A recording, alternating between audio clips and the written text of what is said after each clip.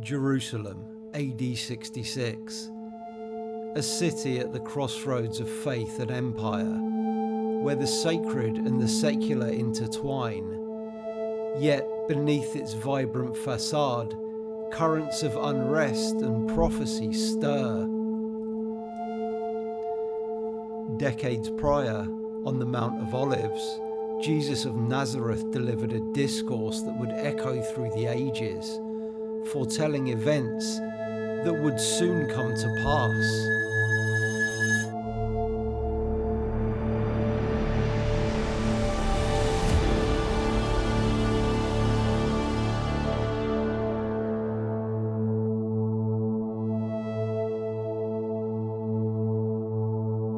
And the woman fled into the wilderness, where she had a place prepared by God, in which she is to be nourished for 1260 days.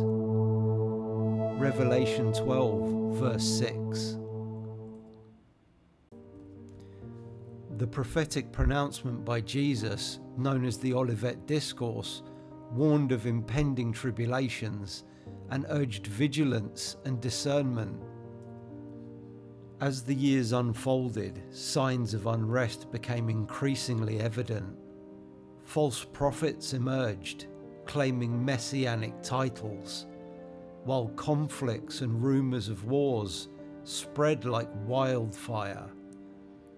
Natural calamities, earthquakes, famines, pestilences, further unsettled the populace. In 66 AD, the simmering tensions erupted into the Great Jewish Revolt. Nationalistic fervour clashed with imperial might, leading to widespread chaos and destruction.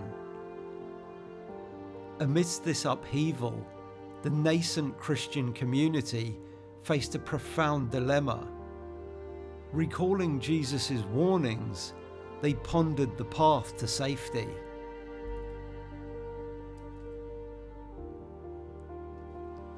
Heeding the prophetic counsel, the Christian faithful in Jerusalem embarked on a treacherous journey to Pella, a city of the Decapolis, situated beyond the Jordan River. Their path was fraught with peril, unforgiving terrains, scarce resources, and the constant threat of Roman patrols. Yet their faith and unity sustained them. The journey from Jerusalem to Pella would have been approximately 55 miles or 90 kilometers northeast, involving a descent from Jerusalem's elevation of about 2,500 feet above sea level to the Jordan River Valley, followed by a crossing and ascent into the Decapolis region, where Pella was situated. While specific historical records detailing the exact path taken are scarce, we can have an idea of the general route and the scope of the journey. The travellers would navigate the rugged terrain eastward and descend toward the Jordan River. After reaching the river, they would cross into the region known as Perea. Following the Jordan River northward, a journey into the Decapolis region would lead to Pella. Upon reaching Pella, they found refuge and the opportunity to preserve their faith.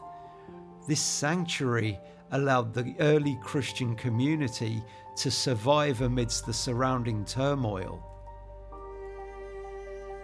Early Christian writers, notably Eusebius of Caesarea and Epiphanius of Salamis, documented the flight of the Jerusalem church to Pella prior to the city's destruction in AD 70.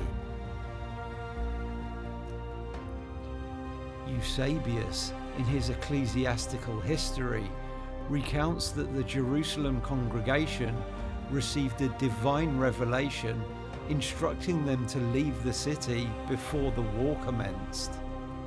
But the people of the church in Jerusalem had been commanded by a revelation to leave the city and to dwell in a certain town of Perea called Pella. Similarly, Epiphanius in his work Panarion echoes this account, noting that the Jerusalem Christians were directed to relocate to Pella, thereby escaping the impending calamity.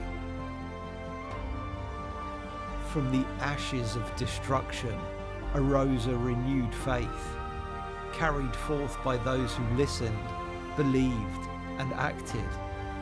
The legacy of the Pella refuge is etched into the annals of history, reminding us of the enduring power of faith and foresight, and of Jesus' very real concern of the physical survival of the early Jewish Christian community into the new age.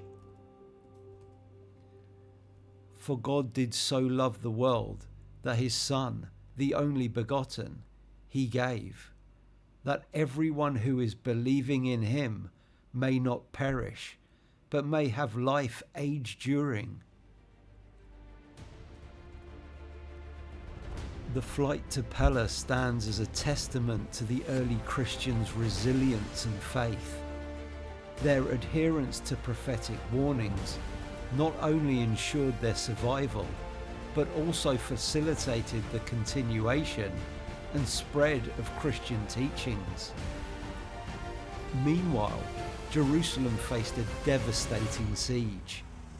The Romans encircled the city again, leading to famine, infighting, and ultimately the destruction of the Second Temple, a catastrophic event that reshaped the Jewish faith and diaspora.